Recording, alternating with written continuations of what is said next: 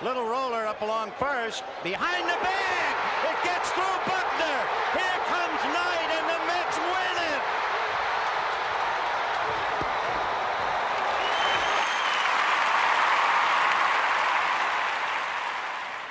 Hello, Tony. Mookie Wilson here, 1986 Mets. How you doing? Long time no see, man. Hey, man, I miss you guys, man, at Knockem Day Comedy Radio, man. I miss you. I wish I was still up there, man. But I'll wait till it warm up a little bit, and hopefully this year things will be a little bit better, man. But when we're talking about comedy, hey, the early years of Mets was a lot to laugh about. You had to make a lot of comedy with those guys. Hey, hope to see you guys during the summer, and hopefully you'll get back on the show, man, at some point in time during the course of the year, all right? All right? Yeah, fine. Contact me, man. All right, Tony. Talk to you later.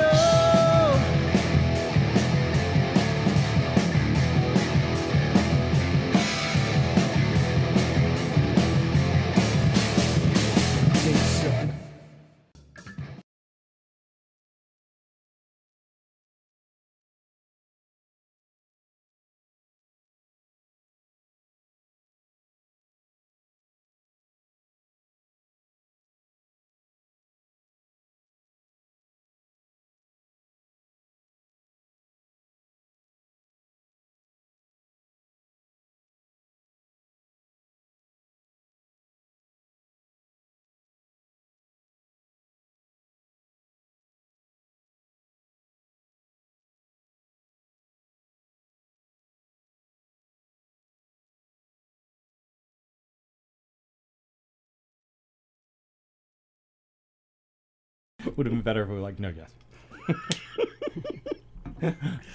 Wow, me and Andy were just about to fight. Big time. Hey, welcome to the Knockem Dead Comedy Radio Show, coming at you live from Governor's Comedy Club in Levittown, the legendary Governor's Comedy Club in Levittown, where a great show happened last night that we're going to talk about in a few minutes. Go to govs.com and see what's happening at Governor's in Levittown, the brokerage in Belmore, and McGuire's in Bohemia. Lots of great comedy shows. Go to govs.com, see the schedule, and make a reservation, because it's all great stuff. They saw Knockem Dead Comedy. Mm-hmm. They saw Two Eagles Auto Body. Mm-hmm. They saw Rosin Social. Mm-hmm. Nice. And don't forget, please. Yeah, did they? It was better if she was like, she didn't do that. What? Did they really? What? You motherfuckers. Please hit the thumbs up thing, and please subscribe to. Smash the like button. Smash it. Smash the subscribe button. Hulk smash. And please subscribe to Gov's Comedy Club Radio.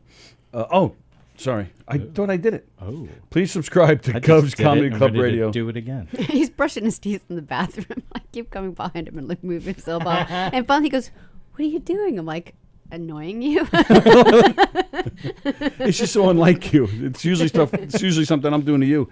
Hello, Elizabeth. Hello, Beansy.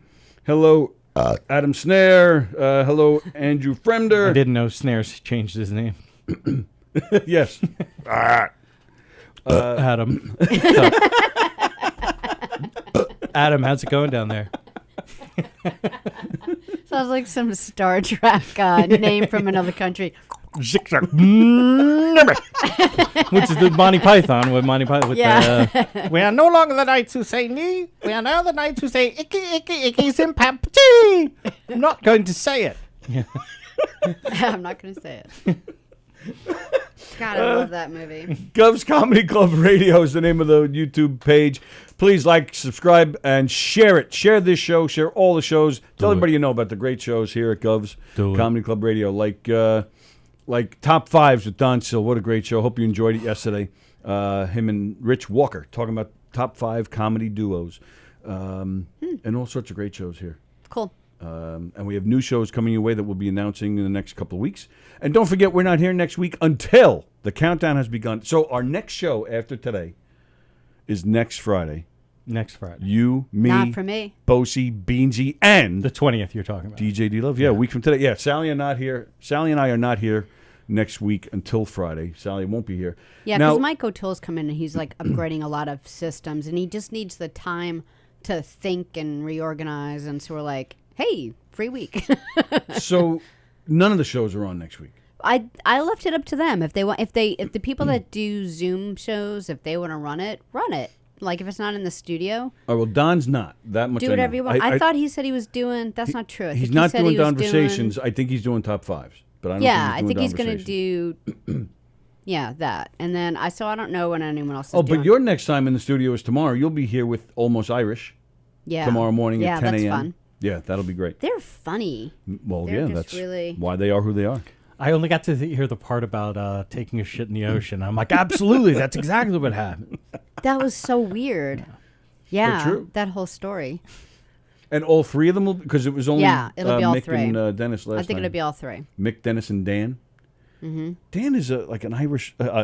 He's like a wrestler or some shit. Oh, really? Yeah, he posts. I've seen he's posting videos of himself like getting flipped around and shit. I think That's it's some cool. kind of semi-professional thing. Isn't he supposed to be the flipper? I think he's the flipper and the flippy. Aren't they all? I don't know. I think you get hurt Yeah. when you're getting flipped around. Yeah, well, that's why you have to really trust the other person. They have to know what they're doing. Did you ever see The because it's Wrestler? all fake shit? You never saw that movie, The Wrestler, with Mickey Rourke? No, seemed it's a little good dark. Ram? No, it's a good movie. Seemed a With- little well, dark. That's a great. His gimmick. He's the Ram. Yes. Yeah.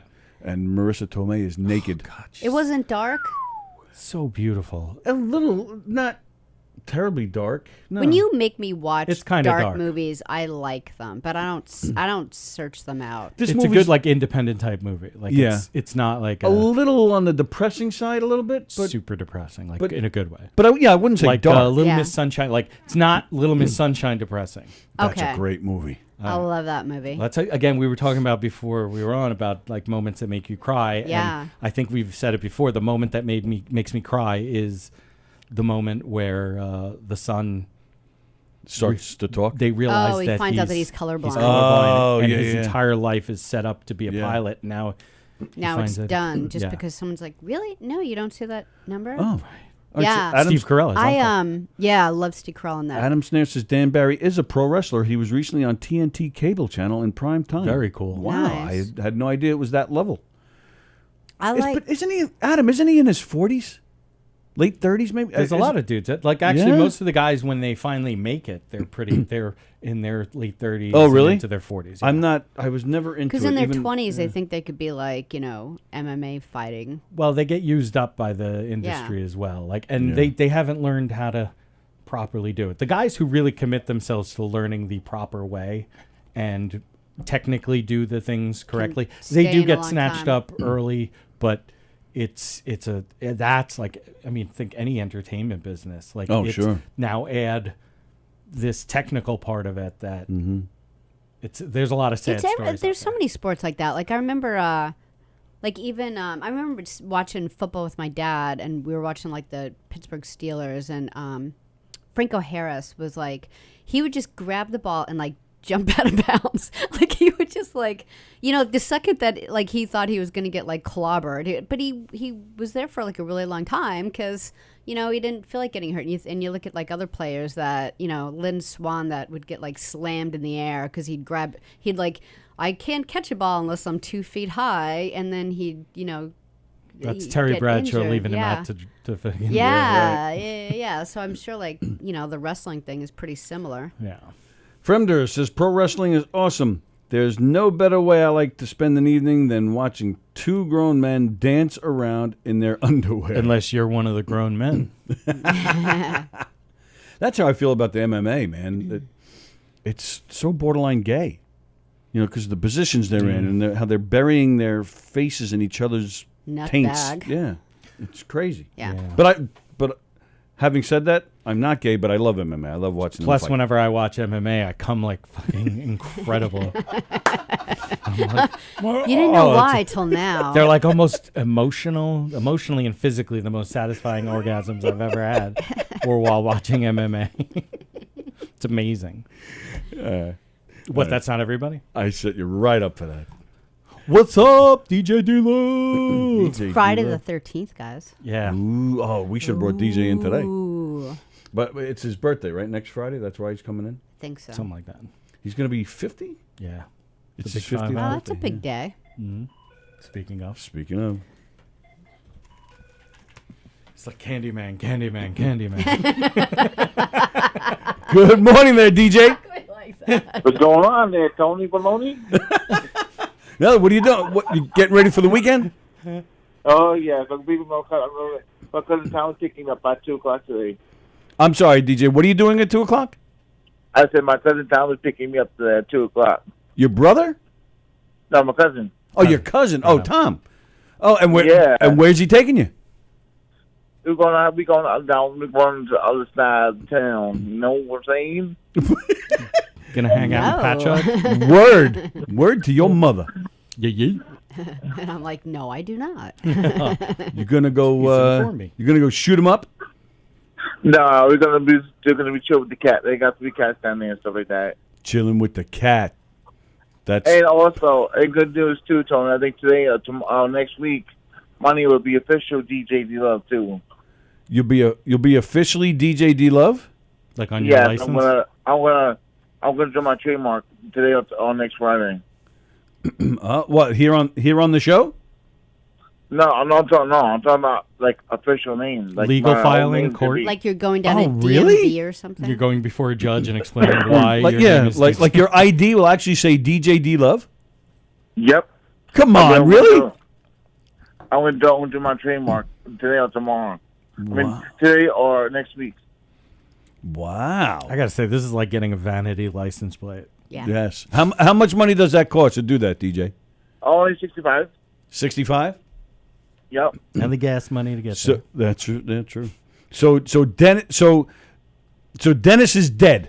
there. And There we're is just no DJ. Dennis. That's right. Only DJ D Love. Hey, loser. What's going on, loser? What's up, winner? I have nowhere to go with that. Loser. Hey, like I said, hey, loser, you can't challenge me no more. You gotta wait till the next round. And I keep telling you, is I'm now your hype man. I'm in your corner. I'm like, DJ Love's a man. That's why you gotta be the hype man now. Yeah. I'm your hype guy. I'm like Flavor Flav to Chuck D in Long Island Yeah, Zone's and Public guess Enemy. what? Guess who my new friend is now on Instagram now. Who? I got Joe Beasy. Joe Beansy is your friend on Instagram? I am so sorry. Yep. Yeah, that's not something you want to go around telling people. Yeah. We're joking. And does he send you messages? Is he nice to you on Instagram? If he's out of line, you tell me. We'll kick his ass. No. I got to take care of this. So I got this. Yeah, you do got this because you're DJ D Love. You're the OG. MF. See, that's right. And actually, the people I got right now on Instagram right now, Tony, you don't believe this. When I started this whole thing, I started my Instagram. I only had 100 and some people now. I had 100 and some people. Yeah. Now I have 220. You have 220 followers on Instagram? Yep. Whoa. Let me go ahead and quickly and be depressed. And by the way, next Friday, look. I have next 244 Next Friday, it's going to be on. Next Friday, it's on. Next Friday, like it's on. Donkey Kong. DJ Love in the house. I'm bringing the drinks too. I'm bringing some sodas and all that stuff next week too. Do you think Beansy's showing up for this? Huh? Do you think Beansy is going to show up? I think so. I think he's scared. I don't think he's going to make it. No, he told me he's in Texas that he is coming. All right. I think he's scared. I think he's a pussy not to show up. Wow. We went straight to pussy. Yeah. Well, some of us do. Some of us always do. Just a dirty little cat. You know that song? I haven't heard it in forever. No, I don't. I want to say. I want to say one thing. If he's watching, I hope he's watching. Okay. Hey, Joe Beasy. I'm calling you out right now. Be on my show next Friday, you punk. Oh, a punk and a pussy. Yeah, punk. All right, you ready to start our weekend off with a rap? Yo, yeah. So I got a rap. I got a little song for Joe Beasy. All right, cool. Here we go. Throw it down. Here we go. My name's Daisy Love and the place to be. Joe Beasy got nothing on me. That's why I do my rap battles every single day. I come up with new ones every single day. That's what I do. You know what I'm saying? My name's DJ Love and the place to be. Joe Beasy don't got shit on me. DJ Love and the place to be. Yeah, Joe Beasy, you don't got nothing. King Kong still got shit on you, brother. Not gonna win, Joe Beasy. Yeah, Joe Beasy, you don't got nothing. I'm DJ Love. Man, they got the belt coming online. But guess what, Joe Beasy? You don't got shit on DJ Love. Yeah. DJ D Love in the house with those threatening words. All right, we'll see what happens. DJ D Love, we will. Sallie and I are not here next week until Friday, so we won't talk to you again until next Friday when you're here. You got my favorite song. You got my song to play, right, Tone? Nico on the beat. All right, cool. That's cool shit. Yep, I'll have it. You know, Nico on the beat, L-I-T. What you said? That's it. No, L-I-T, Nico on the beat, L-I-T. Nico on the beat, L-I-T? G? Yep. Okay. Nico on the beat, L-I-T.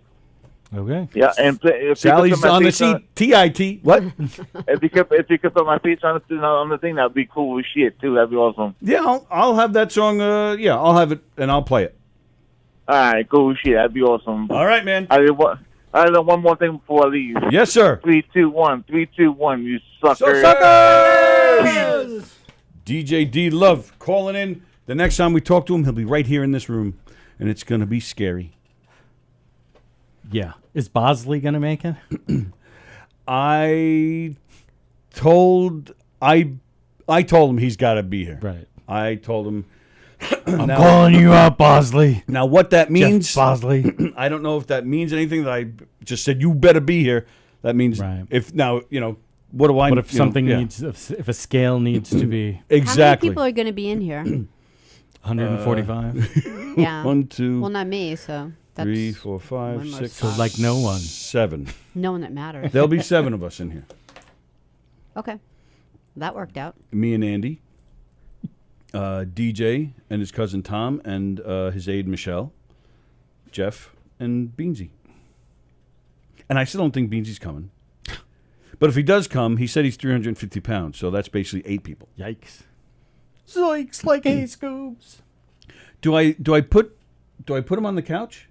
Who? Beansy. Put him in the car.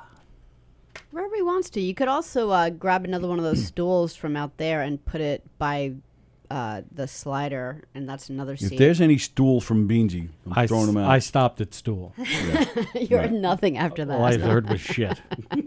Stool. It'll all work out. Adam Snare, look at that. He's like, what? Screw that. He, where'd it go? Because DJ was talking about his followers, and Adam was like, "Screw that," and he said, For me, he just unfollowed me. Oh, for you? Yeah, because I had 240. Oh, that's even meaner. What the? Why is he doing it to you? Where'd it go though? Why don't I see? Oh, there it is. Unfollow. It's now 243. Well, I think we can all agree that he's not really doing it to me. He's doing it to himself. Yes. And you haven't done it.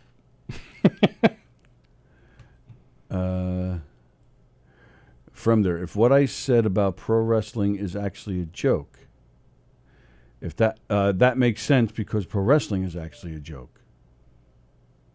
Okay. Ha ha ha. Da ha da ha da ha ha ha ha ha. That was a sound. That was the rap. Remember in the 80s, some Rappin' Duke. You don't remember Rappin' Duke? You don't remember that either? There's a guy. He put out a rap song, imitating John Wayne. Jesus. It was called Rappin' Duke. Definitely not. All right. Never mind. See, I was listening to KRS-One and Boogie Down Productions. Were you? Yeah. KRS-One's my favorite rapper of all time, for sure. Wow. Not that I'm a huge rap fan, but I just like that dude. I like his style. I agree with like 99% of what the dude has to say. So, and he's kind of like a legendary battle rapper. There are stories of him shopping at a bodega and somebody just walking up to him and being like, I want to take you on. He puts his groceries down and goes at it. It's like, that's fucking awesome, because I'm not like that good at anything, nor am I that aggressive or combative. So I'm like, wow. It's interesting. Yeah. Well, speaking of rap battles, though, next week we'll see some real talent. Yeah. Some real white talent. White talent. Oh, speaking of white. Ooh. We got a beef. You and me, we got a beef. Not with each other. Not with you. Oh. Because we was talking about white, it made me think of Mark White. Mark White, other Changed spin. his last name to Supremacy. He should. He did. Qui est-ce que c'est? Look at that, the phone Nazi. You're live on the Knockem Dead Comedy Show. Who's that? Beansy. It's Joe Staz. He's like Droopy Dog. It's Joe Staz. You knew I was going to call in after DJ Love. I'm calling in because I'm Joe Staz. There was a moment where I was just going to turn the phones Andrew. off. You so. tell him. I'm done with all of the you DJD Love crap. You know what? I love all the tension. I love all the tension just to see me there on Friday. I love it. Are you? But not only do you have to show, but are you preparing? Are you practicing for your rap battle against DJ D Love? I'm already done with that. I already got that in the works already. It's all done. All finished. I split fire when I hit my bars. Are you bringing Chaz with you next week? This is what I got to talk to you about. All right. Oh. All And right. I'm not going to do it online. I was told not to do it online. All right. So what do I got to do? I got to is there like a... Just inbox me. Just inbox me. Oh, all right. DM me or whatever. I don't know if I had to yeah. follow a code or something. Joe like that. Staz. Yeah, Morse code. I have a set of skills that make people in So your line of business. this is what I want to get out there. So Yes, go DJ ahead. Love says I'm going to pussy out. But I got to tell DJ Love, I love pussy. Not like him. Why did I Gotta take say, this none of that call? makes sense. Yeah. Like, literally, there's no way to make sense of any of that. Please, I'm thanking Andy now for being here next week. That's all I got to say. You know, I got him on Instagram and all that and everything, but he's going to go down Friday. He doesn't even realize Oh, it. I didn't know his husband was going to be here. What happened? You said he was going down. Never got mind. it. Yeah, Yeah. this. Oh, God. That's what you bring. That's the level you bring me down to. There. Oh, my BZ. God. I mean, I thought it. Don't get me wrong. I'm like, wow. I thought Wow, it too. he's gonna have him blow him like that. I didn't think about Dorian. I thought Staz was gonna make DJ D Love blow him. Yeah. Oh, Yeah. Jesus That's what Christ. that sounds like Oh, when my you God. say I'm stuff picturing like it right now. He's going down. Oh, man. bridge is over, the I just opened the door The for bridge that is one. over. The bridge is over. That's KRS-One. I shot down Well, one. listen, I shot down two. I Now have tell no me what the reason not to show up. I'm in New York already to the 23rd. So All right. I'm ready. Hey, we would love to see you. But we'll believe it when we see it. That's all. That's right. That's We'll- right. we'll Now, be you very guys happy. are not going to be on for the whole week? We are not on again until that day, until the 20th, a week from today. Oh, Yeah, all we right, were going to good. take that day up, but we don't want to mess with DJ. Right. So there's like Sallie said before, there's got to be some maintenance here in the studio that needs to be done. So we're taking some. So we'll be taking. Well, for us, it'll be 3 days, just 3 days off. Monday, Tuesday. Yeah, that's right. Because Thursday, Wednesday you whenever- guys don't right. work. You know, Right. you guys So don't then, come on. Right. but then Sallie won't be here next Friday. So it'll be Andy and myself with all you people. Oh, boy. And when we say you people, we mean you people. Well, I will see you guys on Friday. All right. And have a good one. You too. Enjoy the rest of your week. We'll see you then. You too. Bye, Joe. Take care. Bye-bye. Oh, and Bye. I'll email you about Chaz. No problem. All right. Oh. What do you think that's about? Can you imagine he gets Chaz in here? Chaz? He claims to be friends with Chaz Palminteri. Oh, wow. Although everybody seems to claim that. But somebody has to be. Oh, true. The guy doesn't seem like a dick. No, but it does. Friends. But it does seem like a lot of people. Have you noticed that a lot of people here at Governor's do claim to know the guy? I am going to go back to a thing that I had told you when I was a bar back, and people are feeling you down. Well, that was great. Every time you mention that's what I think about. But you think about that all the time, anyway. Whether he brings it up or not. It's only all she ever thinks about. I just drive along the highway. Like, I wonder what that was like. Feeling Being handy. 16-year-old, being felt up by 20-something-year-old. Wonder if his pubes like his mustache. So sorry. Go ahead. They are. Just as thick. And but every bar musician claimed to have used to play with Harry Chapin. Oh yes. Yeah. So you get like, I think you get that, and when somebody is from somewhere and whatnot, there's people. Clint Kelly. What's the first name? Clint. Oh, okay. Not that makes Clint. more sense. Yeah, no, Clint Kelly is a totally different person. Didn't it sound like he left that little N out? No. Oh, okay. Yeah, I didn't really sit on my tongue. I'm like, that's an unfortunate name. She's funny, Clint. Like, I do both, and usually it fucking works out. But Clint Kelly, who from Bravo, he was on The Chew on ABC. He's from my hometown. Oh yeah, he's probably the most famous. He might be the most famous person from Port Jeff Station. But I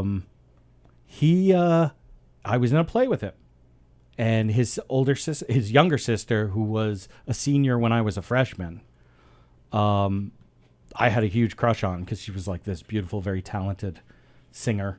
Yeah. And everybody has to brag like, "Oh, I know Clint.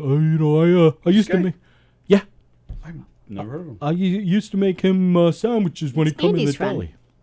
Well, not even, I wouldn't even say he's my friend. Like, I was in a play with him. He was very nice to me. I was in 6th grade and he was a senior or something like that. Oh, nice. And he was really, really nice.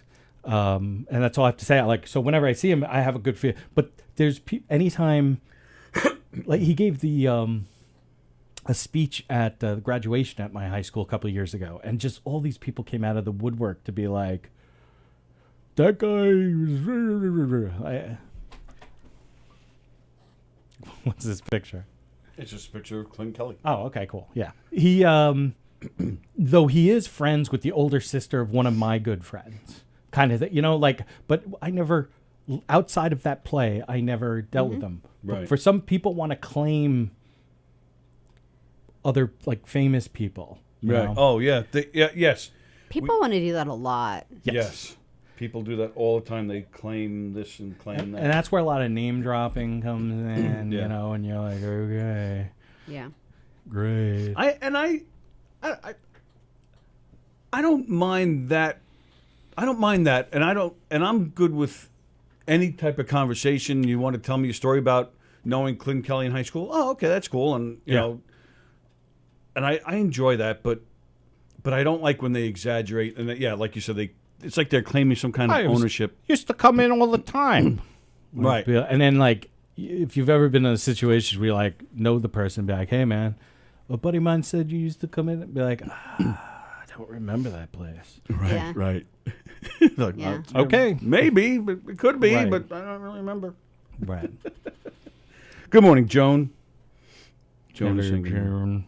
Hey, Liz. I wonder if Joan is going to show up, too, because she seems to flirt with Beansy on here a lot. You think she'll show up next week so she can meet him? Nope. Young. Not at all. She enjoys teasing Joe. Yeah. I had a thought today on my way here. Did it hurt? It did. That's it. So I was coming up to a light, and it was like turned yellow, right? It was green, and I know it's like a short light, and I was speeding up, but then it went yellow, and I'm like, all right, let me stop here. Every time that happens to me, whenever I decide to stop instead of pushing it, and I could have went through it as a red, and it wouldn't have changed the green. I always feel like the safest driver. Like that's the Like, one thing I- you did good Yeah, today. no, or no, Mike, something. and Kind then of I like s- you went to the gym in the morning, and the whole rest of your day, you're like, I'm a good person. Like And that. I don't know, maybe being in the truck and sitting up higher, I'm like, you scumbags, like you all shitty drivers. I am the only safe driver. I could have run you over in your Mini Cooper. Yeah, I wonder if I get like any of the time where you're like, what is this guy doing? And he's doing the same thing I do when I'm in the same situation. Right. You're waiting for the people to pull up next to you at the red light. Yeah. Yeah. That was going to be my wrestling character. When I was in Korea, my roommate, who's a badass, he's our stuntman and actor in Las Vegas. Oh, wow. See, I could say, oh, wow, I found that interesting. You don't claim to own him or... No, but he's a really good friend and a really great guy. And he was very into pro wrestling. We were all in pro, like we were all these young guys, and so we came up with like these gimmicks. So he was going to be a porn star wrestler, and this is before there was one. There was one, named Val Venus, but he had come up with his, and he was going to be Hugh Jorgen, which I love. Like if you were wrestling against him, wouldn't you think he'd be like trying to like slip it in or something if you did Well, that for a you know, living? there would be some of that embellishment kind of thing Yeah. and whatever. But he all his the finishing moves that he was gonna do would be the money shot, the third leg, dropping the third leg on somebody, and it's so then we were like, oh, you know. Dude, and he's like, dude, you should be my tag team partner. And so what we came up with was I would be the dictator. And I would have my little, because I had a little mustache, little Air Force mustache that stops. It's a very Hitler-esque, the one that they let you have in the Air Force. And but I would walk out to like late 1800s, like John Philip Sousa kind of music, and and at the time Mick Foley was doing Mankind, and he had the mandible claw, which he would stick his fingers down people's throat. Oh, that's not nice. So I was going to do something like that. Would be the hand of You're oppression. allowed to do that? Well, Mick Foley was. Well, wouldn't you just bite him? Well, he'd had Sacco. He would no, because if you get your hand in somebody's, like, and this is for real, if you get your hand in somebody's mouth, they actually don't have the biting power, the muscles, to be able to generate any force. It's the whole angular measure and blah blah blah. The sign of the. He's another one. People, there's tons of people because Yes. it's Long Island. Say, I know Mick Foley. Yeah. What was that term last night that like Don brought up? Getting mushroomed? Yeah, I guess he the knows. the mushroom stamp. You know what that familiar is? with that? We didn't know what it was. I don't specifically. I feel like at some point I knew it. So you'll tell me if I'm wrong, but it's basically like whapping your penis against something. Or on someone. Right. Yeah. Yeah. Yeah, Don said like some Rick hockey, DiPietro. the hockey Did I say- player. Yeah, DiPietro. Yeah, the hockey player. What about him? Don was at a hockey. Don used to work in hockey, so Right. he was Don the cameraman, or he Don was was doing something, and then he was doing the friend, his interview coworker, was the cameraman. cameraman. Yeah, and DiPietro did it to the cameraman. Like, and what he did was he just like put his penis on the guy's shoulder, and then he's like, "Oh, I mushroom stamped you," and Don said that like to this day you bring it up to the cameraman and he's still mad about it. Like he's still like mad that there's all like I sorts would of- think that would be funny, but I guess or especially around sports, there's all sorts of, like, my buddies in football, we used to, in practice, cup check. Everybody gets Oh cup yeah, check. we used to do that. what's yeah. cup check? Check to make sure they have a cup on. So You this is whack- how you check. whack 'em. You just. Can't you tell?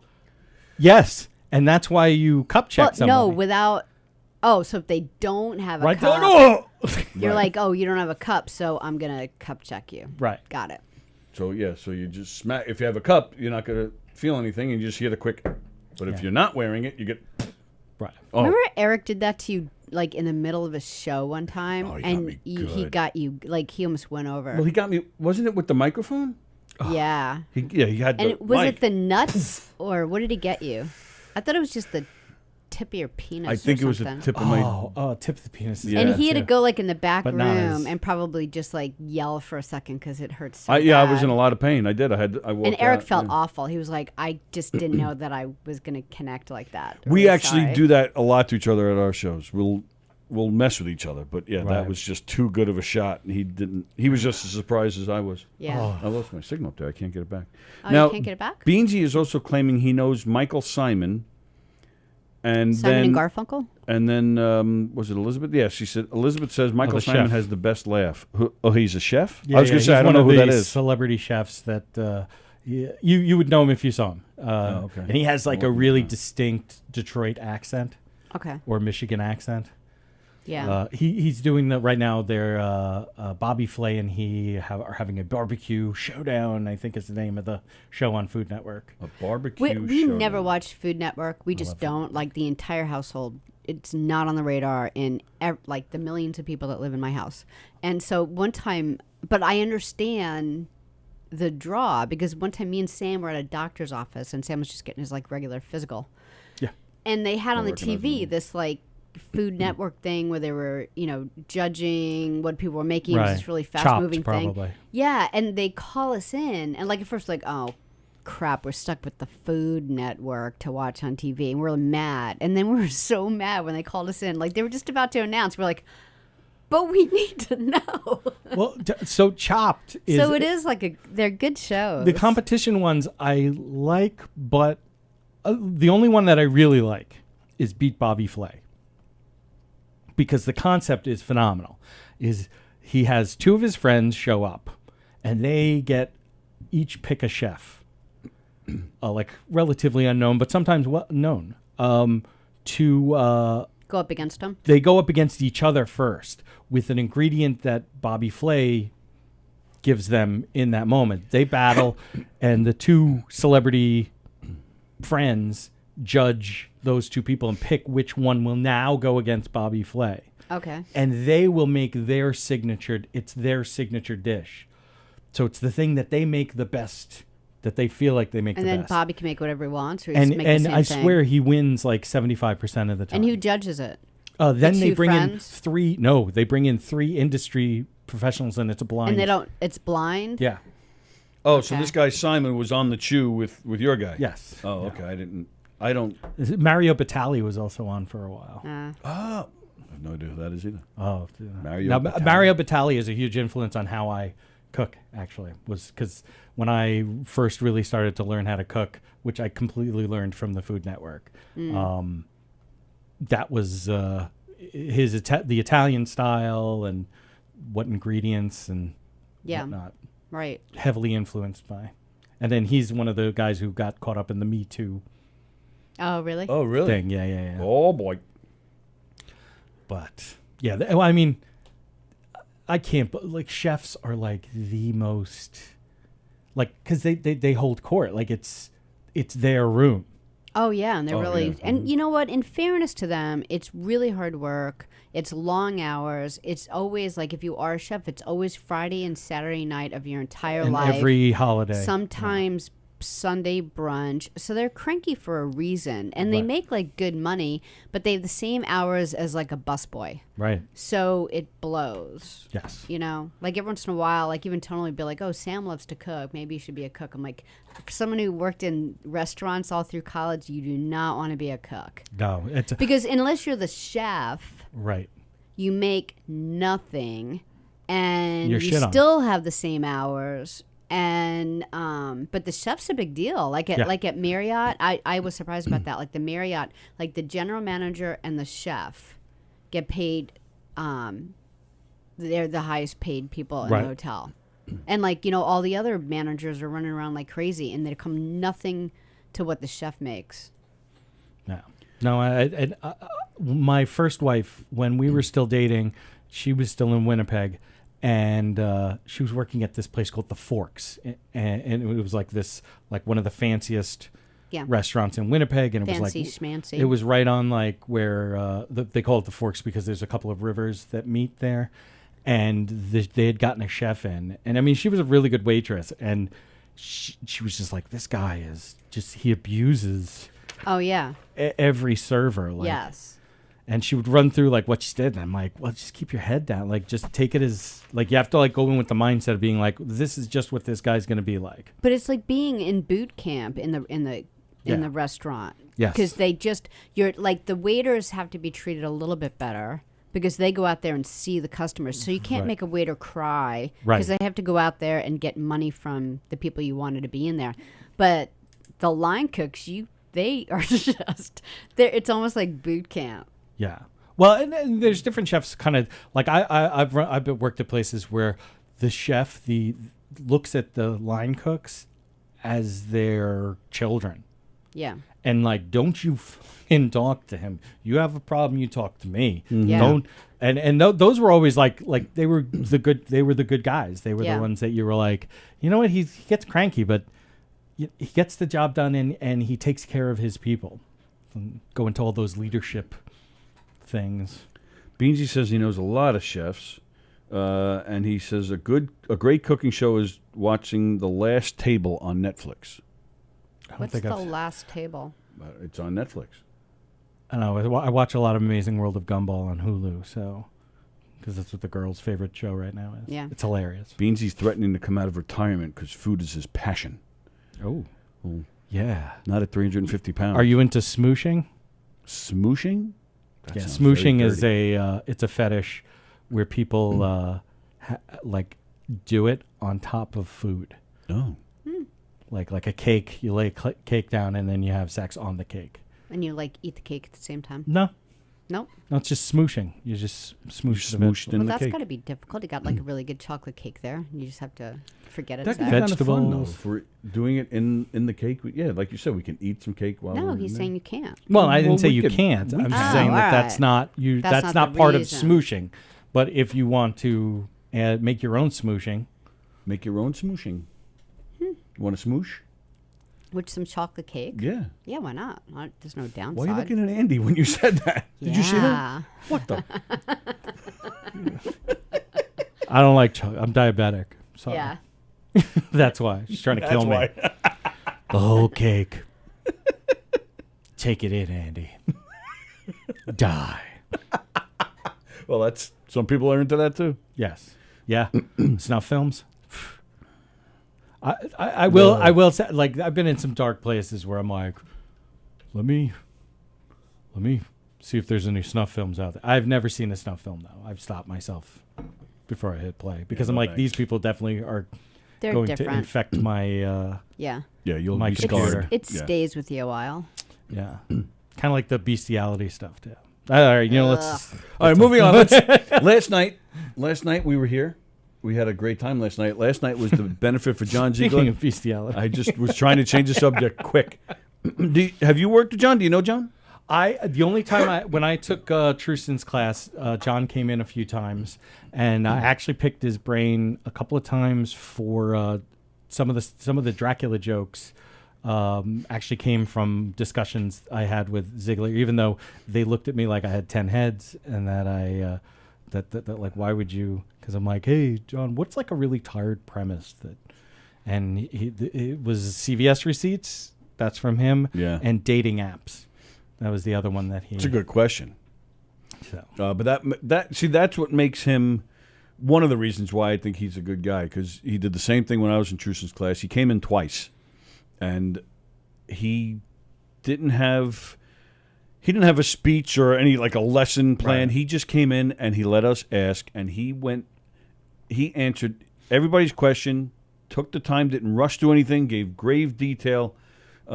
Grave detail? Grave detail. Speaking of We're like, me and Andy necrophilia are like, snuff films. Are we going to make fun of this or are we going to let this go? Is it that like little moment we had? We're We're going to let You know that what? slide. I think bestiality is a step above fucking dead people. You're sick, Tony Walker. So he did a great job. Yeah, he was super, and he's such a funny comedian. The stuff he comes up good. with. And last night we came in here. We did a special green room show, and was it Joey?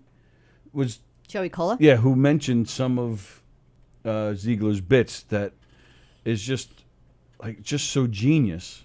I love this. You know what he didn't mention? The stuff that he does with like his mother with Alzheimer's. Like I just think it's tough to make something like that funny, and he's so funny. Well, yeah. To take that further, he came out last night. Well, first off, the headliner was Colin.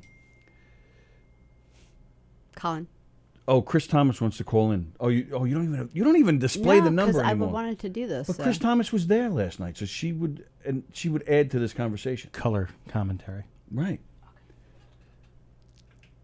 Do we have the graphic to put the number on? Yeah. Okay, Chris, it's coming. It's coming, Chris. Yeah, it's coming. It's all over the place. All over your face. Oh my God. So Colin Quinn comes up. He's the headliner. He does his bit. Fantastic. I mean, he's Colin Quinn. I missed this. He's great. But then Ziegler, I mean, granted, he was the reason we were all here. So everybody was here for him. But still, you're still following Colin Quinn. Right. Terribly hard to do. But not only does he come out and do it, not only does he do the great bit about his mom and some of his other bits, but then he had a slew of new jokes regarding his cancer.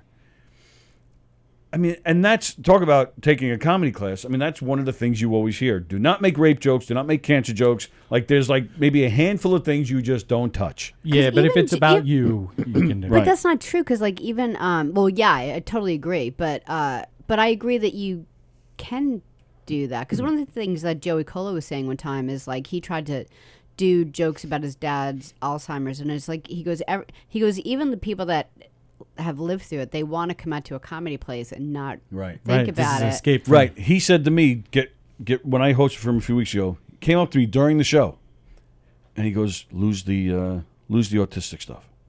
I'm like, I'm not making fun of it. He goes, no, just that. He goes, you're reminding them of something that might not be a good thing in their life. You just get rid of it. And he said, you don't have to take my advice. And I said, of course I'm taking your advice. You're Joey Cola. But that's the thing with Ziegler. Yeah. Cancer, I think for most of us is, at least, well, you know what? I shouldn't say for most of us. Definitely for me, there's no way I can go up there and make jokes about it. Not because I don't want to. I'm not good enough. Right. But a guy like Ziegler can come up there, make it hilarious without reminding people of their cancer battle or a loved one's cancer battle. Children's cancer, however. See, that's how you do it. And when he brought that up, the place he oh my killed God, everybody was just fucking rolling. Rolling and crying. It was hysterical. But you can, but it is difficult, and the timing has to be perfect. You have to be on a Ziegler level to sell it. And I'm telling you, there was maybe a handful of people in this club last night that can do that. Right. You know, and again, I don't want to speak for everybody, but I'm telling you right now, I'm definitely not one of those people. And whether you can or you can't, it's hard to do. It's the same thing like about politics, because you hear like, again, you haven't had you've hosted shows that are in a good place. Like, right. Yes. If you do any bar shows, you go to open mics, and you just hear these. Oh, believe guys. me, I've done theater in coffee houses where, you know, the espresso machine is. Oh no! I'm talking about the comics that get up and they think they can do these jokes. Okay, yeah. It is like, and it's an open mic. So when it's an open mic, sure, that's when you're get trying up there it, right. and just get like what the feel of that is, and realize that it's gonna fall dead. Right. But that's what an open mic is for. Yeah. But to do it in front of a like real at a bar audience, show, and you're just like, and anybody who like I have always said, like I follow politics. I'm a huge fan of and when I came up, I prefer the politics of when I was growing up, or when I learned about all of it, but to now. Now I actually kind of don't. I try not to keep as informed. Yeah. Yeah. But I am not going to make any political jokes because I'm not good enough to do that. Sure. Like if you're like Jon Stewart, like I could sit on the couch with anyone, like whatever party you are a part of, and watch Jon Stewart, and he's going to make you laugh. Like he would make jokes of things that I do not believe in, and I'm like, oh yeah, we totally do that. And it's like totally funny. And the only way that I feel like the only way that you could, and I have not sat down to try to do this, is take all of your own beliefs, write them all down, and go, what's stupid about this? Yeah. And so in a sense, you are making fun of yourself. Right. That, I think maybe if I put the effort in, I just don't want to. It's hard enough to get people to laugh. Yeah. Right. It's like I don't want to and bringing that outside world in. Like, let's just, like Billy always says, we'll get back to Silly Town. Stay with me, people. Yeah. But he did good. Like he did his some of his normal stuff, and he did. Yeah, he came out. The cancer stuff. He did a lot. He actually started with the cancer stuff. Okay. Right. Yeah, just kind of like so get it out of freaking funny. get it out there. That's probably the best way to do that. And to me, and I think I talked about it here on this once, but when he was first diagnosed, he came to me with some of these jokes. So, and this He's like, who do I know who had cancer? Yeah, but this is this is just when we're doing these graduation shows with Truson. Right. For me personally, it was such a compliment to have a guy like him come to me to test some stuff out. So it was cool. I was almost like a proud uncle up there watching it last night. Oh, yeah, I heard that one. I told that one was good. But, such funny stuff. That's cool. It's a good feeling. Like when they told him when he first went for a biopsy and they said they'd have the results in 5 business days. I mean, that statement, when you think about it, is funny enough. Yeah. And that's the beauty of Ziegler. He can take a statement like that, which we've heard a million times. Right. But just the way he says it, all of a sudden you're laughing. But then he extends on it and makes it even funnier. Like cancer's got to punch a clock. Yeah. Right, exactly. He even said something to that effect. There was, I don't want to give it away, but there's so many things, and everything went over big. Good. Applause. I mean, the place went nuts when he came out. And, That's great. And then he did his usual bits towards the end. Another standing ovation funny, at the end. Oh, it's great. It really is. He is fantastic. And then he's always been supportive of us in here. He was one of our very first guests. He was, yeah. And has been in here many times through the years. He's even tried to get us a few murder mysteries. He even worked. He did a variety show for you once. Oh, that's right. Shit, I totally forgot about that. Yeah. We were hired He was to do. really funny. We were hired to do our game show, but they wanted more, more than our game show. They wanted some stand up. So did we? Was it just him, or did we had somebody else? I was there because you were there with Eric. I was there with Eric, and there was we had the You did the game show. The boys, Sue's kids. Oh, that's it. Right. Route 111 performed some of their music, And that was great. And then and Ziegler. You remember? I forgot about this. He was really worried about how this was all going to work. He's like, because was he the headliner, or did you guys do the game show after him? I think you did it after. I think he went before. Right. So he was not happy about performing after a musical act. He felt, the energy is going to be almost too much. Right. He's, but it went well. Yeah, because the boys are great. Yeah. And then he had a great set, and then he enjoyed the game show. I remember him calling He me stayed up. for the game Right. show. Like, he was going to leave, and then he stayed for the game show, and he goes, this isn't what I thought it was going to be. This is really, really funny. Because Right. a game show sounds hokey, but then when you put, Tony or Eric at the game show, Right. messing with people, telling jokes, doing the game He would show. be good at hosting our game Yeah, show. it's like a fun thing. He'd totally make fun of them the whole time. I hear you, but that's the much like the performance, which is the first time I'm actually seeing you guys. Oh, I since then. totally forgot about that. Oh shit, that's right. Yeah. That and it's something that it struck me this morning. And like I've told everybody who's like, oh, how'd that go? I go, well, they are all very good at this, and it is obvious that I am very new.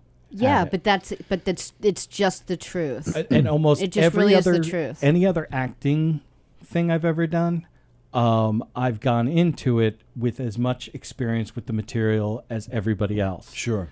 Yeah. And that so, makes sense. And so, because I realized that I was finding the rehearsals a little difficult because you guys. Yeah, we're all over the place. Well, it's not all over the place. You guys are doing your bit, like you're going through your process. Right. So to be like the new guy is it's kind of tough. And like I really, when I was trying to memorize the lines that I forgot all of them. But you were fine, man. But you do. Like you're going to, sorry, I didn't mean to interrupt you. Go ahead, finish. It's just, I was trying to, because I realized the way that you guys were working was to be like, okay, generally what has to happen, what flows into the next thing, like what makes sense to this. And, but if something got mentioned about, because sometimes the way you guys, the way it comes out, it would be like just a line that doesn't, there's a throwaway line really, but it comes afterwards. Right, yeah. Yeah. They say it earlier and then it's like, did I miss a whole part? And that's when there was a point where I completely got lost because I was like, I think we did skip. I think we did. I don't remember who or what or how, but I think I do recall something. I do remember one point thinking to myself, we just skipped like a page or two.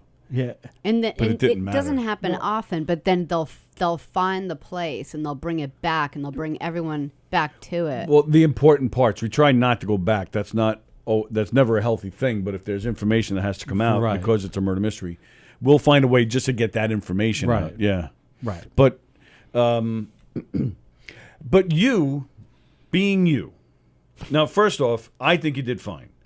And he's serious. Yeah. Like whatever, and I accept fine. I accept that as a compliment. And thank you very much. Whatever happened, it was fine because it was your first time, and it's so hard. But you being you would come to the next one. Now that you've experienced it, you would come to the next one, and you'd be at the same level as the rest of us because you know what it entails. This ends up coming to like how much space I actually have in my brain. It's like afterwards because I even. Improv was something that I was very into for like a solid 5 years, going into the city, Upright Citizens Brigade and everything. Yeah, sure. And I don't even want to do that anymore.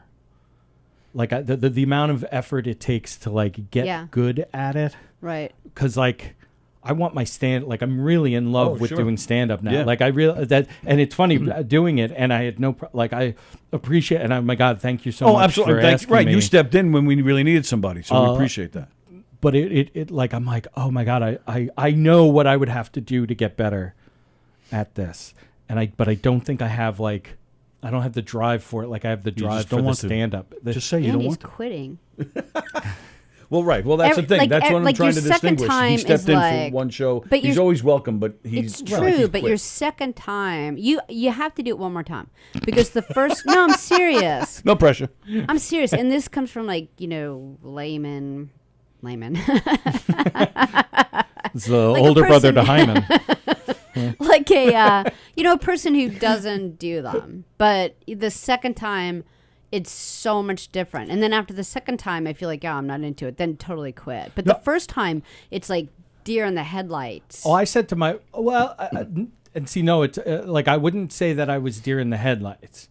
I said to my wife, because she's like, I figured this would have been, because she even said, she's like, I figured this would have been 100% up your alley. And I'm like, it totally is. And to be honest, like 10 years ago, I would be all over this.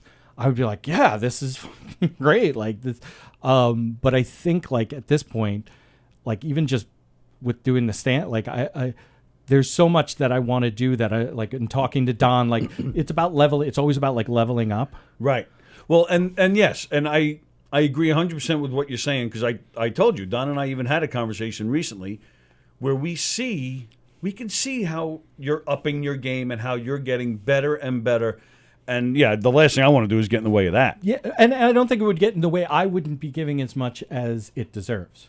Is really because I accept the compliment of being fine. My apology was about not being better. After we got, I know. But you would be the second time, and like the show that you guys did. It was.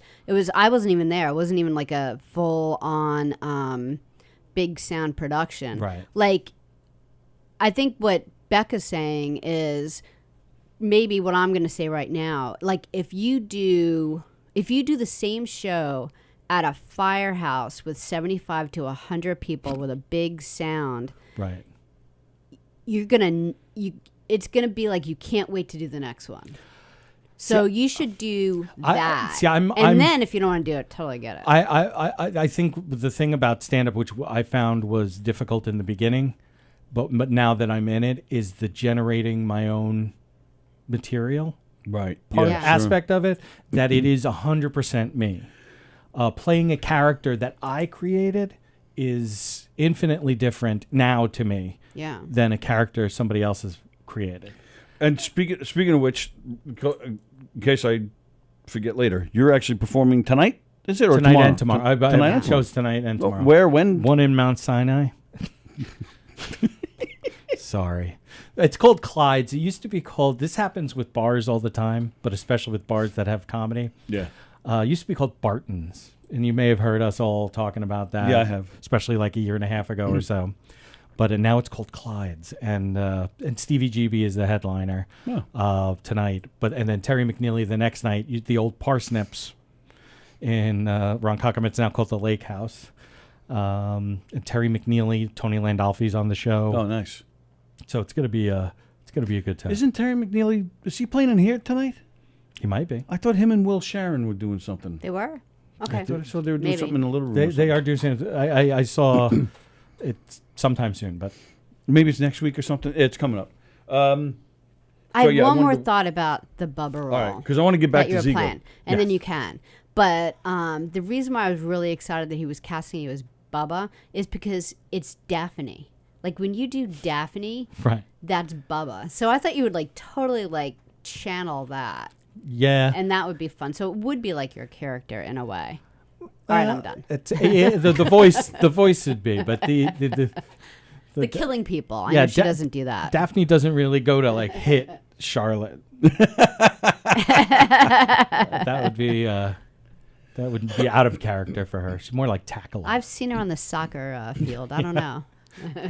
Singing, "This is boring." This is boring. All right, Ziegler. So Ziegler loved what we did, and he did he? Yeah, because I remember he called me the next day because he was so quiet. Well, he called me the next day. He said I had all these reservations. He goes, I was a pain to you about when I was going to go on, what I was doing. He goes, you guys know what you're doing. You had it all set. He goes, this was a lot of fun. He really enjoyed it. Unfortunately, that type of show we don't get. We don't do the we variety don't do show much. Yeah, often. Variety show. We do have a variety show where we have skits and games and. But then we have to gather people that don't normally do the murder mysteries. Yeah, so it's like we're happy. But we don't to get do a lot it, of calls for it anyway. The murder mysteries is our main bread and butter. So but he loved it, and then on top of that, it was kind of strange. We have a lot of mutual friends. I got a call. Chris Thomas, as a matter of fact, talking about Chris Thomas, her brother-in-law, Ed, he had contacted me probably 2 or 3 years ago, and he asked me, he says, you work at Governor's, you know a lot of comedians. He goes, I need a comedian for my father's birthday party. I said, okay. So I called John. John said he would do it. I gave him all the information. I called the guy. So John said to me, he goes, because I told the last name, Ed Pasinka. He goes, I knew a Pasinka family. He goes, are they from Bethpage? I'm like, I don't know. So I went back to Ed. I said, you from Bethpage? I said, I have this guy Ziegler. Holy shit, they were neighbors. They lived on the same block. Oh, that's great. And he's like, oh, we would love to have him. And it was almost like, being part of the party. So he had that connection. My friend Rob Notaro went to school with Ziegler. And everybody has nothing but great things to say about him. Yeah, never. Yeah, and even he's the awesome. comedians around here, everybody loves this guy. So, comedians love him. Obviously from last night, Yeah. Oh, McNeely's in the little room next weekend. Okay, thank you, Adam. So it was nice. I mean, he was diagnosed in April, and I don't know about anybody else, but I hadn't seen him since. So it was nice to see him. Yeah. He looks good. He's starting chemo this coming week. He had some surgery and he had some issues, but starting chemo this week. So I didn't know he hadn't started chemo yet. So I was expecting to see somebody who lost weight, right? Maybe bald or something, and right. But he still looks good. Is he mostly bald? Well, he's got a little yarmulke in the back there, but he's got some hair in the front. But he looks great, Yeah. And Met I his was girlfriend, which was nice. Since I'm with Cindy, who's doing chemo, like I know the look, and so Right. like he walked in, and I'm like, holy shit, you look great. He's like, well, I haven't started anything Well, yet. he's also like a very fit dude. Yes. Like he's yeah, very he's into fitness. solid. Yeah. I think he was a personal trainer at some point. But So it's good to see him. It's good to you see know? him. And then, so Colin Quinn killed it. Ziegler killed it. Everybody killed it. In fact, I saw some comments here. Another funny green room show. Thank you, Joan. It's nice to see this side of the comics. Don is priceless. Yeah, it is. To me, it makes, when Don is here, it's fantastic because he knows everything about these guys. And by priceless, Don is sexy. Well, that goes without saying. Adam says Mick Thomas absolutely killed on the green room show last night. Roach was awesome, too. Everybody was awesome. Joey was fun. Well, although it was funny, Mick Thomas sitting on the couch, and Roach walked in. Roach, who had his own health issues, but he's doing okay. But he lost 60 pounds. He's taking better care of himself. He walks in here. Mick Thomas yells, right, "Look like you have AIDS." Holy shit, we were dying. Doing politics is an old premise at this point. Plus, you lose half your audience. Loved how Sallie was, says Joan. What does that mean? I don't know. Oh, well, thanks, The Joan. Great Goonin returns in New York this Monday. You will know by the loud applause and cheers and laughter and the gushing splash from moist females' bottom areas. That's from Charles Goonin. Welcome home. Welcome home, Charles. Oh, boy, can't wait for the coming of the great one. Clyde's classy joint, says Adam. Elizabeth Sallie, I sent you a picture of John Z. Oh, okay. So, so we just had a blast with everybody that came in. Oh, and Gary Valentine was here. Oh, cool. And he came in and sat down for a little while. Yeah, very funny. Yeah, he's great, and he did a great job out there, too. Matt Burke did a set. He's fantastic. Of course, Mick. Here's a pitch from last night if you want to put it up there. Elizabeth, were you here? This is from last night? No, this isn't from last night. Okay, just, But so we'll throw it up people there know now. who Why we're not? talking about. John Ziegler. Anybody who might not know. And he's been in here many times. Thanks, Liz. But yeah, great guy. Gary Valentine hung out. Who am I missing? Joey, of course, hosted and was great as always. Matt Burke. Yeah, I said Matt Burke. I feel like I'm missing a few people, but just a great show. And then Tim Gage. Tim Gage, of course, did a super job. Mm-hmm. Gage, we finished. We did the show. We did 2.5 freaking hours. And then we were locking up and getting ready to. We were going to go to the bar, but we're leaving the studio. We're standing right outside the studio. And right outside the green room was Mick Thomas and Gage and Colin Quinn. So we were waiting for Don. Don had to go to the pee-pees. So we were just waiting for him. And all of a sudden, here comes Gage. He brought Colin over with him, introduced him. Nice. Had a nice conversation with him. I don't know, maybe 2 or 3 minutes. Sure. Give or take. Yeah. It was just nice of Tim to do that. Very nice of Tim to do that. Really nice guy. He was looking in here. And I made such an ass of myself. Yeah, you did. And I had to think about it. And it finally hit me what I did. I said to him, because I love his cop show. I don't know if you've seen it on YouTube. It's just called Cop Show. Yeah. And it's something that he wrote and put together. And it's just on YouTube. Unfortunately, never got picked up. And they were only like 10-minute episodes, but they're hilarious. Seinfeld was in some of them. Goomba Johnny's in some. And so I turned to him. I go, nice to meet you, and shaking hands. And I go, I love cop rock. And he goes... I know. Like the first thing he says to him. So I'm like... But so he turns to me, he goes, Cop Show. I go, oh, yeah, Cop Show. I said, I love it. And I think I saved myself because I mentioned a few different episodes. We talked about the episode that Gage was in. Yeah, baby. It was great. Such a recovery. He actually changed the name of the show just because he stayed here and talked to us. He even said goodbye to me an hour later when he was leaving. Like he said goodbye. And I thought to myself afterwards, what Cop Rock? What the hell is that? Oh my God. Sure enough, it did eventually come to me what Cop Rock was.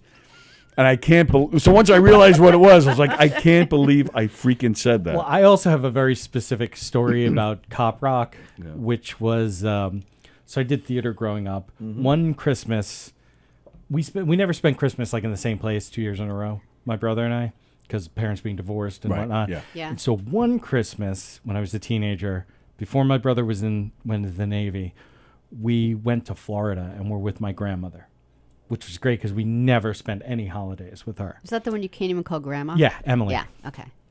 So Emily had this former tenant who she stayed really good friends with. Her name was Laura. I had a huge crush on Laura. And she was married and had just had a child. And we all went to like this Christmas Day brunch at some fancy restaurant in Fort Lauderdale.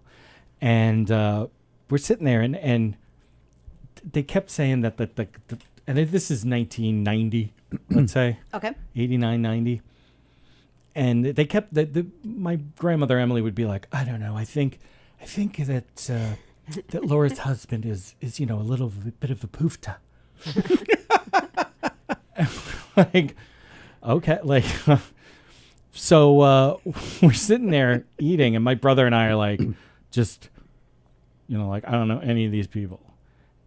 And the guy, I think, trying to like make conversation with us, the poofta, is like, Andrew, which, like, anybody calls me Andrew, I'm always like, yeah. Like, I didn't think to myself, if it's somebody I've never met but knows somebody I know like this, like he knows my grandmother, and my grandmother tells stories about Andy. But you're calling me Andrew, even though every time you've ever heard my name, it's been Andrew. Right. Well, and at that time, it's 1990, let's say. Like, like that's, and I was 15, so, and uncultured, and we were in a different place culturally. Anyway, he goes, Andrew, I hear you're into acting. And I'm like, oh, yeah, I like to do theater stuff. Like, and he goes, what do you think of musicals? I'm like, well, and I said the same thing now that I was saying back then, which is, if you want to do any theater as a kid on Long Island, is you have to do musicals. Yeah, absolutely. So I say have to do musicals, but I don't get to the part where I'm like, I don't really enjoy doing musicals. I don't think it's not a natural fit for me. It's not. And he goes, oh, well, what do you think of Cop Rock? It was new. It was like its first season. Was it that old? Like, yeah. How did that show even come out of my mouth? I don't even know. And I'm like, and it's funny, my brother's sitting next to me, and like, I'm looking for like somebody to save me, almost kind of thing. And I look at my brother, and my brother's like, you're on your own, pal. Good luck. I'm like, fuck. And he's like, Cop Rock. I'm like, it's an interesting idea. And I'm like 14. So like, yeah. I'm not really well rounded with like how to conversationally get around this. He's like, I think it's a fantastic concept. I think Stephen Bochco, or whatever his name, Bochco is phenomenal, and I think it's very illuminating to like have these people in a very serious courtroom type situation, and all of a sudden they get into song, and I'm like, this guy has thought way too fucking much about this. Yeah. So imagine him watching Glee. He must have like freaked out when Glee came out. Probably, and they ended up being divorced and everything. Yeah, and he left for a man. Yeah, but the one I had a crush on when I was younger. We went out to dinner. My first wife, myself, with her. And she was like openly hitting on me. In front of your wife? Yeah, because afterwards my first wife and I were like, that was really awkward. I'm like, yes, it was. Because it was almost like she was inviting us to go hook up. Nice. And yeah, it was like really like, oh, well, we've got a bunch of stuff we need to do tomorrow morning. We're leaving tomorrow morning, so wow. Yeah, that was just very odd. So, all right, so now I'm even weirded out even more because I had no idea that the show was that old. I never even watched it, so I don't know where that came from. I don't know. And as soon as, so like I said, once I thought about it and realized exactly what I said, I was like, oh, no. At the time, I just thought I messed up. Come on, you don't think he, like... You don't think I saved myself? No. Really? Yeah, that's not something. 1990 drama, one season. What's to save? Like, what would you have wanted? I mean, he said the real name of his show, and then you're like, oh yes, right. Sorry. Yeah, that. And you both whatever laughed that is. and shook hands. But I love Cop Rock. Yeah. Too bad you weren't in Cop Rock. But then I started talking about episodes of Cop Show and what I liked about it. And he even laughed when I said, I love the way you beat Tim up. and we made some jokes Hold- about it. Sure. No, it went fine. September 26th to December 26th, 1990. So it was 1990. I just turned 15. Yeah, and it had just been canceled because this is December. The last episode aired on the 26th. of 1990. So I was 20. So this show was 31 years ago. What the hell? I mean, it's been the punchline to a lot of Well, yeah, 'cause it was like such a- Family Guy type joke, like Right. anybody who's making fun of musicals or Yeah. something with TV. But when you're a teenager, or like if as parents to go to any type of show, if like any type of drama club show, if it's not a musical, I gotta tell you, we don't want to be there. Like, cause it's awful. Sorry, it's just awful. Wait, not a musical is like awful? if it's not a musical, if the parents have to go to it, then it's like if it's just this. Like a straight up play? Like it's a straight up play. Because It's we like did Brighton the- Beach Memoirs. Who'd you play? Eugene. You played Really? Eugene? Yeah. Oh, that's right. You said that the other day. Yeah, But in high school? No, Yeah. no. I thought you said you did the one of the sequels. I thought you. No, told I me. wanted to. So I was Oh, the okay. president of the drama club. Oh, right. And we were like trying to come up with what we were going to So do the next year. you didn't pick the musical that No, well, the thing everyone is was miserable. the chorus teacher had the musical. There was a drama teacher who ran the drama club and only did straight dramas. Right. Yeah. Brighton Beach Memoirs is awesome. I played Yeah. Jack in my senior year. Oh, nice. But if people are leaving, if the parents are leaving and they're like, yeah, that was great. Too bad it wasn't Sound of Music, you know? Yeah, but No, it's just you, 'cause you're a singing- dick. Like not every like the singing and the dancing, like it's always so forced. And also with musical theater, with teenagers, whoever the director is always telling them that they need to go faster. You Oh, need yeah? to go faster. You need to go faster. So all of the dialogue, and I'm sorry I'm going to ruin this for you for any other time you're going to have to ever see children do a musical. No, please do it. They run through the fucking dialogue like Yes. they're reading off a list. Yes. Because that's what they've been asked to do by the director. Yep. They keep, come on. I hated this one, Dr. London, who I ran into later on when I was actually in college, where she just would during Hell Week, and she's the tech week, whatever, she would just stand there and yell, faster, faster. And I'm like, people would, I recently I found the DVD. Oh, really? And I watched it and I'm like, I hate how I'm performing, but that's not what I would have. I played the dentist in Little Shop of Horrors. Yep. And I'm like, I would not have done like this. I remember it being unnatural. I remember it being uncomfortable. And that's why I didn't like her, was Yeah. because she made it uncomfortable. And but we wanted to do not Broadway Bound. Well, Biloxi that was- Blues. Right. I was in 10th grade when we did Brighton Beach Memoirs. And my plan as the president of the Drum Society was that we would do Biloxi Blues my junior year and then Broadway Bound Right. senior year. And teacher's like, no. It's like, most of these people haven't even heard. I don't think Biloxi Blues may have just come out. Yeah. Okay. So it was like people would know that one, but nobody's going to know Broadway Bound. Yeah, but this is Neil Simon, and we live in the suburbs of the capital of the world. Everybody knows who Neil Simon is here. Right. But and then I could play Eugene for 3 straight years. Yep. You would be a star, man. Yeah. That was a great role. That would for be a a kid. human interest story to actually do for Contact, whatever. It wasn't News 12 then. Maybe The it Newsday was. channel. Well, it was the Newsday channel. To contact Newsday channel and be like, we're doing all we did all 3. Like, Mm-hmm. Charles Goonan says musicals are great. They're best training for timing and rhythm. Or I'll give you that. I exclusively cast musical comedy actors for my shows. They instinctively know cadence and delivery better than casting other comedians. That maybe will be true. I know as to perform, I'm not that great of I'm not that great of a singer. I don't have a great range, and most musical theater, if you are a dude singing, they have you going all over the place. Yeah, depending on the role, but most of the time, yes. I did 7 Brides for 7 Brothers in North Carolina when I was down there, and I played the lead, Adam. And So you can't suck that bad. Well, no. The thing is because Tony, that shows you how bad everybody else sucked. Is actually what that tells you. Tony, like he hates to, have the singing parts in his murder mysteries, but they're not. It's not bad. He just isn't. They reviewed me. I have the review.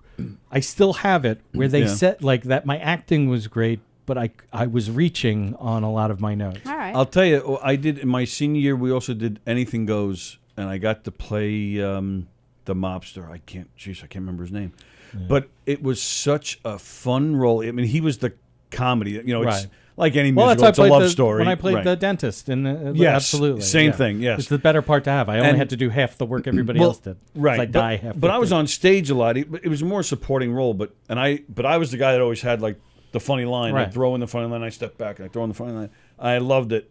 And then he gets the one spotlight towards the end of the show where he sings one song, and I knew that.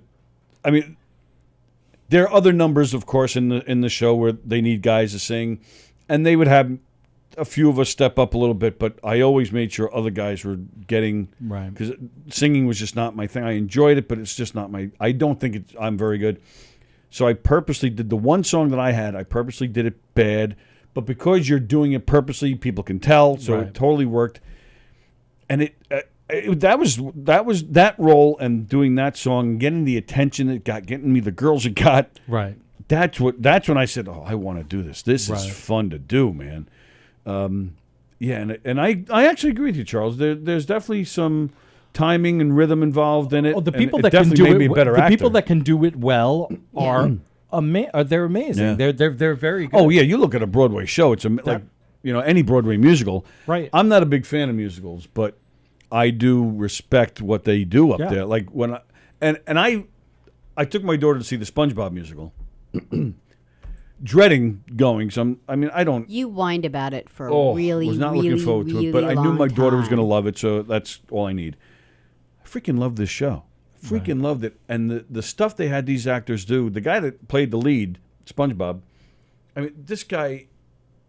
He's in tip-top shape. I mean, the stuff he was climbing and jumping and holy shit! I couldn't believe what was going on in this show. I'd never seen anything like it. I think the Who's Tommy, the Broadway show of Tommy, was probably the closest thing I've ever seen as far as like being like a spectacular, not just a play or a musical.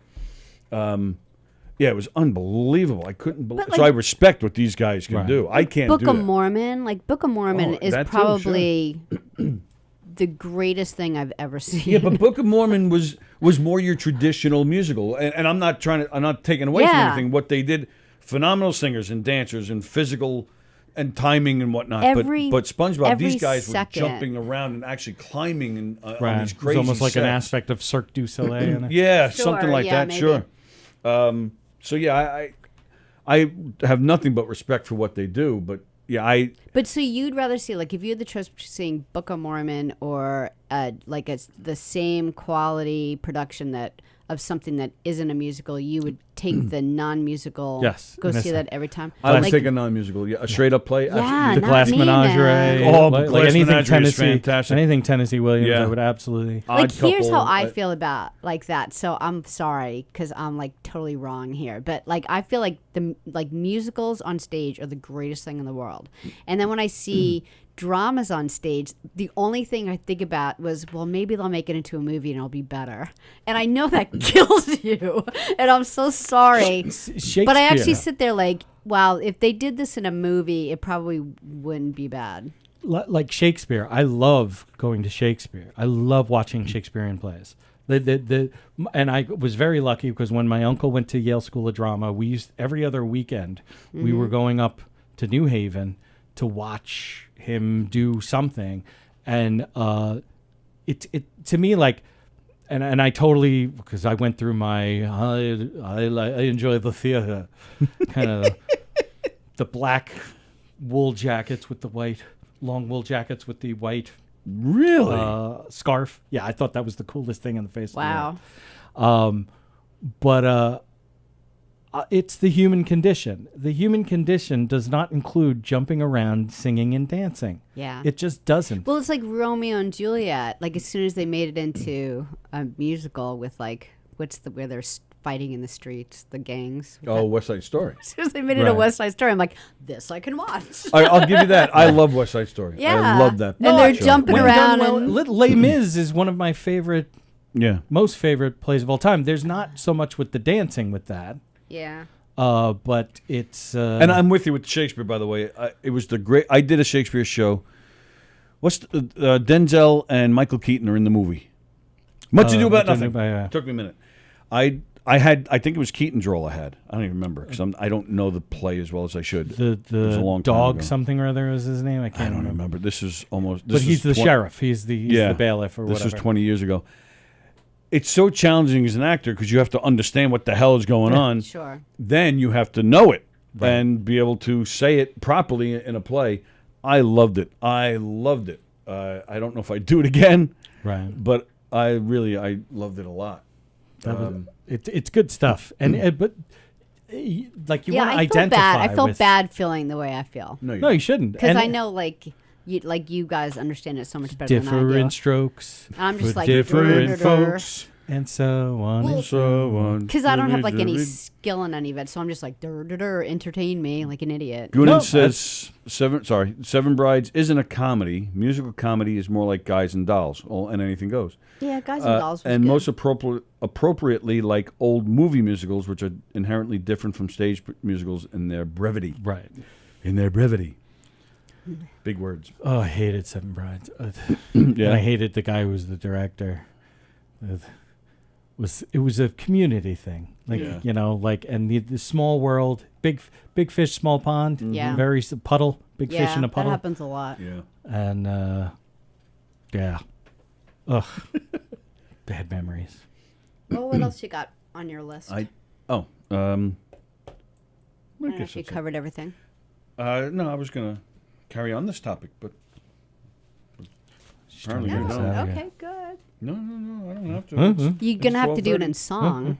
Right. I will if you will. How about that? That has been a running joke that I've had in my life since I was a teenager, is Life the Musical. Yeah. Which is just like, my wife, you have made such a beautiful dinner. Right. So that'd be great. My wife. Yeah. That would be great. Is that what you said? Oh, yeah, I'd love that. You'd like to just walk around the house like that? Yeah, in song. I don't think I could last. I call Daphne Dafita all the time. Like, hey, Dafita, para aquí. Get over here. And the other day I started, like, I did the Life as a Musical. I'm like, it was sort of to the Mamacita, Donde está Santa Claus? Mm-hmm. And I'm like, Dafita,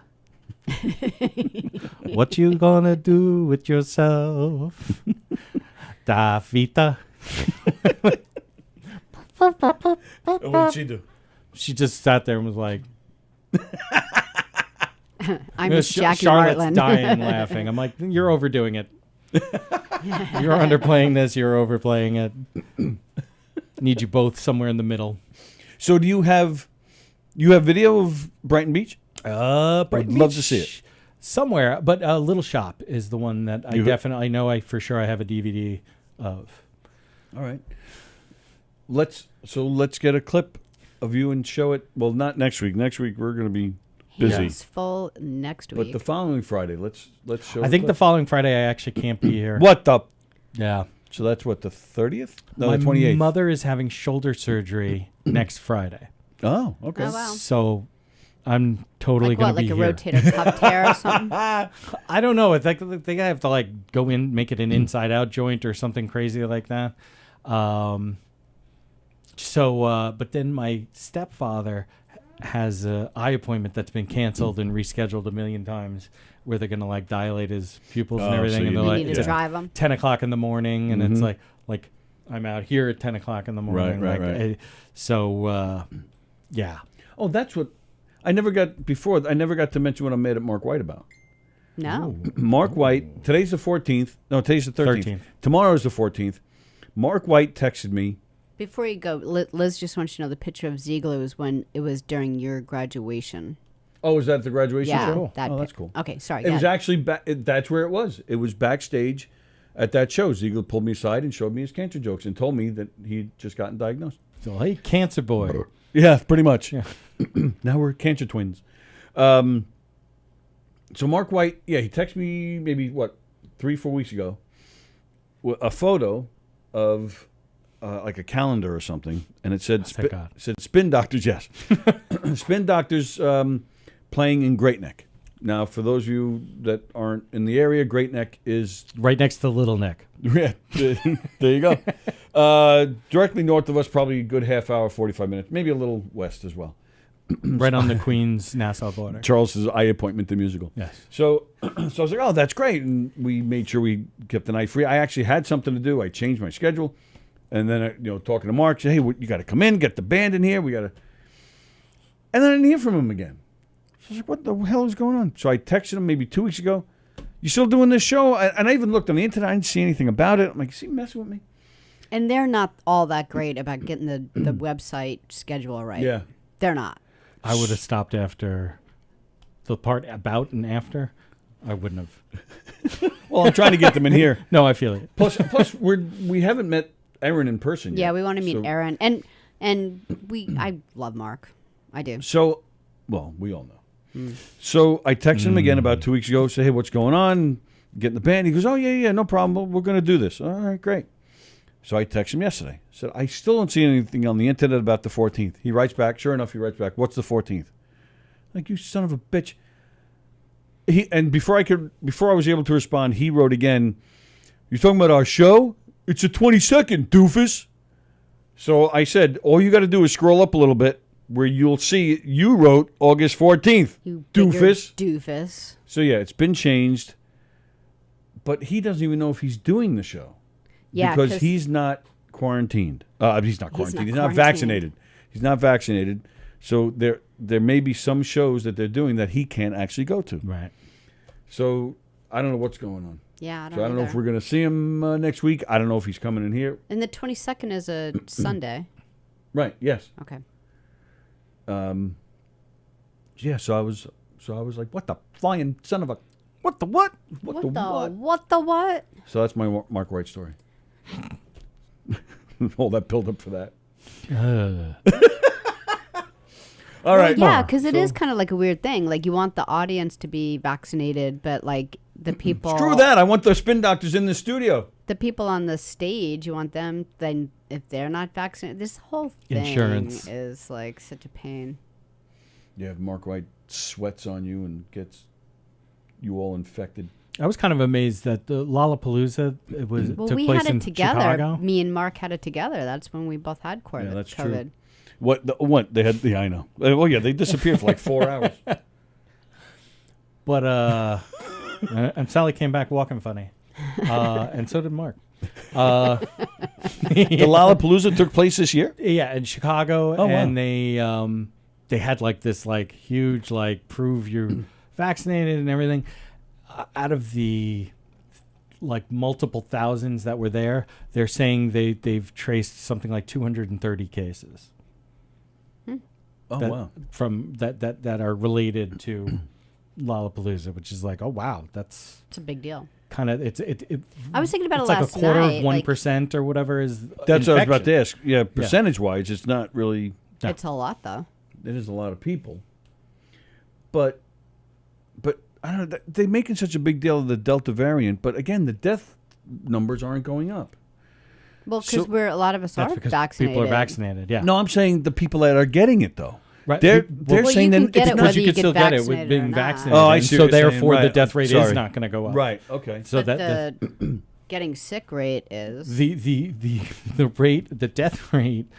And I love it because it's like a mathematical thing, and we really don't teach people to read these things or understand them in a mathematical sense.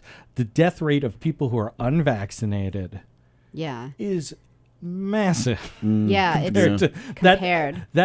So within the population, like don't look at the population as a whole. Let's just look at the population of people who got it. The people who are dying. It's like they're only unvaccinated people. I'm sure there is like a onesie twosie. Yeah, of course. They are mathematically insignificant. And that's what, like, we don't teach people like, well, there was this one I heard of. Right. That was really bad. Yeah. All right, but what about the 15 million that didn't? Didn't. Right. die that way. Right. Yeah, and there's and even oh gosh, just lost my train of thought. It left. It's gone. I hear that train a coming.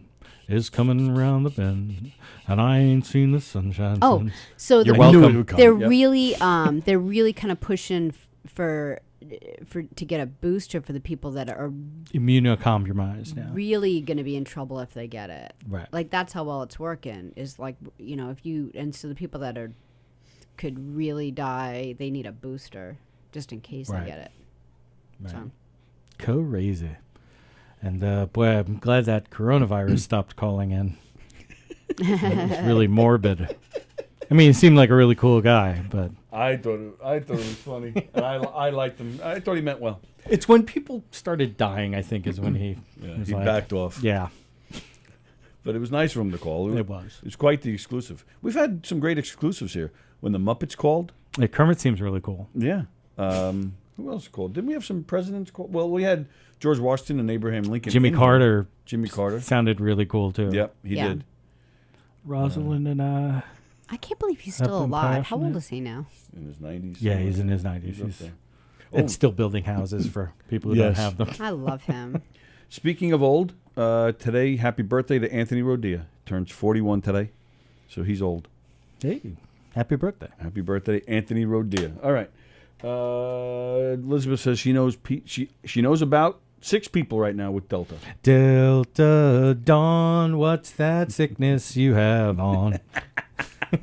So that was Never good. thought about Let's sing our whole day away. Good. Well, just in time for us to say goodbye. So tonight is Adam Snare says it's working so well that people need more shots. Adieu to you and you and you. Good night, sweetheart. Well, it's time to go. Thank you. It's Friday. Films on Tap tonight at 9. Almost Irish podcast tomorrow at 10 a.m. And then that's it. We'll be in touch during the week. If anybody's doing the pre-recorded or the Zoom shows, we'll let you know. Otherwise, Andy and I will see you next Friday. Sallie will not. Have a great week.